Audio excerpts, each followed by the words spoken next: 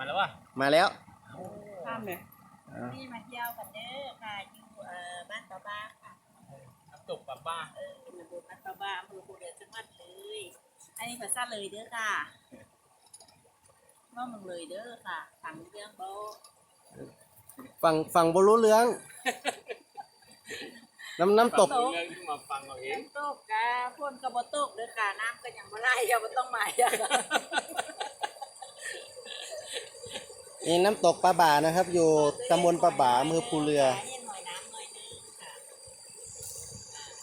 คนก็บ่ไหลค่ะมีอยู่4 คน มาอะไร สิงสารแอบบ่เสียเงินเด้อค่ะฟรีค่ะ สิงสานี่ฟรี ฟรีค่ะตังฟรีถ้าข้าวก็ให้เอามานำเด้อค่ะบ่มีข้าวให้กิน มาปิกนิกบ่ เอามาที่บ้านก็ได้ค่ะ เอาพี่ต่อเบาๆอย่าง เราอย่างเนี้ยเราไปพูดแล้ว ไม่ขับรถขามาค่ะบ่ต้องเอาหยังบ่ต้องเอาของกินแถมค่ะแล้วไปหูข้างก็ไปทางนี้ก็ได้เด้อค่ะต้องหาปูคังนี่